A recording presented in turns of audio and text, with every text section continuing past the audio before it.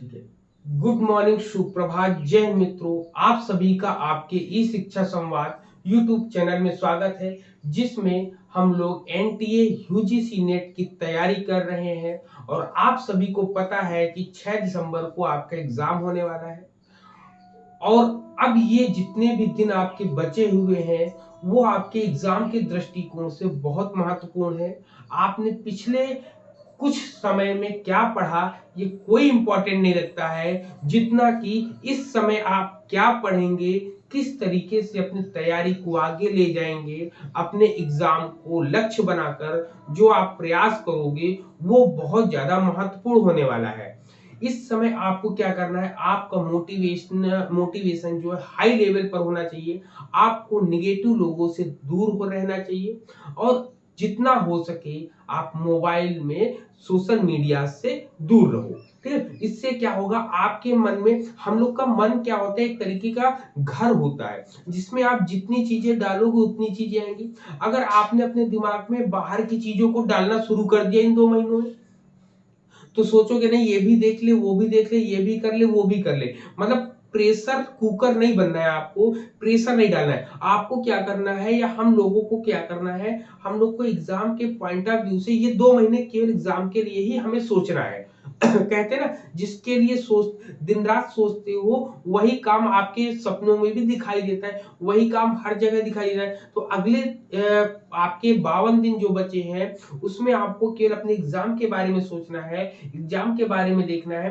तो ही आप जो है अपने एग्जाम को बहुत अच्छे तरीके से दे सकते हैं। यदि आप ऐसा नहीं करोगे तो नो डाउट, इसमें कोई शक नहीं है कि आप जिसको ज्यादा समय दोगे वही आपके पास रहेगा। चाहे इंसान हो, चाहे पढ़ाई लिखाई हो, कुछ भी हो, जिसको आप समय दोगे वो आपके पास रहेगा, जिसको आप समय नहीं दोगे वो आपके पास नहीं रहेगा। ठीक है, ये एक कह सकते हैं ये एक प्रकृति का नियम है, ये एक प्रकृति की सच्चाई है। ठीक है, चलिए, तो हम लोग डिस्कस कर रहे हैं पेपर फर्स्ट में यूनिट 6 जो कि लॉजिकल रीजनिंग है आपका। वो बहुत ही महत्वपूर्ण एग्जाम आपके एग्जाम में रोल अदा करता है। इसमें क्या करता है, बहुत से बच्चे जो है इसको छोड़कर चले आते हैं जिन लोगों ने इसको पढ़ा नहीं होता है। ठीक, तो उसी में हम लोग डिस्कस कर रहे हैं। काफी चीजों को हम लोगों ने डिस्कस कर लिया है और हम लोग अंतिम पड़ाव पे है, जिसमें आज हम लोग तर्क दोष के बारे में जानेंगे।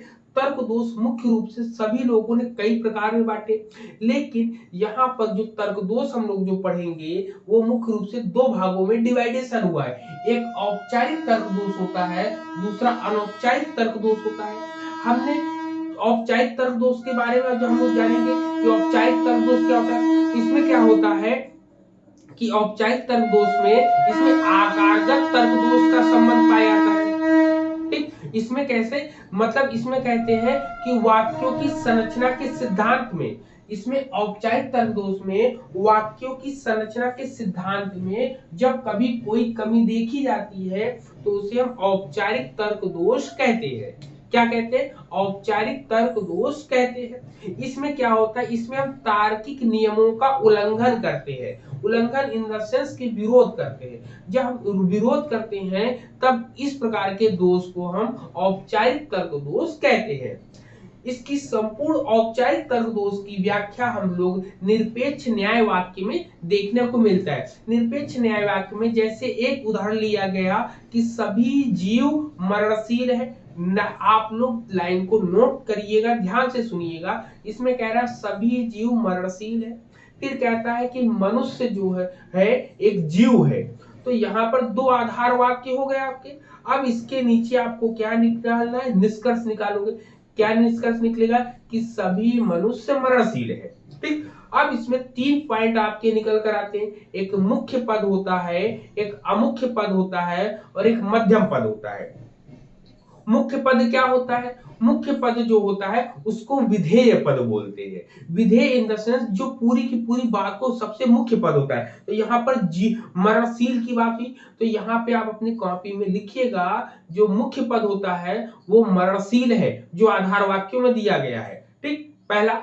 पॉइंट क्लियर हो गया। फिर दूसरे पॉइंट में हम लोग बात करेंगे, अमुख पद की बात करेंगे। अमुख पद में क्या होता है, जो उद्देश्य होता है आपका, जैसे उद्देश्य इन द सेंस कि जिसके लिए बात कही गई है। मरणशील कौन है, निष्कर्ष में निकल आया था कि मनुष्य, सभी मनुष्य मरणशील है, तो यहाँ पे मनुष्य क्या हो जाएगा, एक उद्देश्य पद हो जाएगा, तो इसको अमुख पद बोलते हैं, जिसको बोलते हैं माइनर टर्म। मुख्य पद को मेजर टर्म बोलते हैं, अमुक पद को माइनर टर्म बोलते हैं। अब इसके बाद जो लास्ट वाला आता है उसको बोलते हैं मध्यम पद, अंग्रेजी में बोलते हैं मिडिल टर्म। मिडिल टर्म क्या होता है, यह जो है निष्कर्ष में नहीं दिखाई पड़ता है, परंतु दोनों आधार वाक्यों में शामिल होता है। जब आप दोनों आधार वाक्यों को पढ़ेंगे कि सभी जीव मरणशील है, दूसरा पॉइंट लिखा था सभी मनुष्य जीव है, अब दोनों में कॉमन क्या है, जीव, तो यहाँ जीव जो है मध्यम पद कहलाएगा, मिडिल टर्म कहलाएगा आपका। ठीक, तो ये औपचारिक की बात हो गई। अब इसके बाद हम लोग अनौपचारिक तर्क दोष की बात करेंगे कि अनौपचारिक तर्क दोष क्या होता है। तो अनौपचारिक तर्क दोष में बताया गया है कि इसमें किसी भी प्रकार की वाक्य संरचना के कारण इसमें कोई भी दोष उत्पन्न नहीं होता है, बल्कि शब्दों का जब हम प्रयोग करते हैं तो उस शब्दों के प्रयोग से या उस शब्दों के प्रयोग करने के बाद जो उनकी भाषा में जो भी कमी आती है, जो भी दोष दिखाई देते हैं, तो उसको हम अनौपचारिक तर्क दोष कह सकते हैं। जैसे हम लोग कह सकते हैं कि हमारे विचार जो है आपके विचारों से मेल नहीं खाते हैं। जब कभी दो विचार एक दूसरे में मेल नहीं खाते हैं तो तब उस प्रकार के दोष को हम लोग अनौपचारिक तर्क दोष कहते हैं। क्लियर। अब अनौपचारिक तर्क दोष मुख्य रूप से दो प्रकार के होते हैं। कौन कौन से दो प्रकार के होते हैं, एक मैंने बताया फैलेसी ऑफ रिलेवेंस, और दूसरा आपका आता है फैलेसी ऑफ एम्बिग्यूटी। दूसरा क्या है आपका औपचारिक तर्क दोष का, एक तो ये है, दूसरा है फैलेसीज ऑफ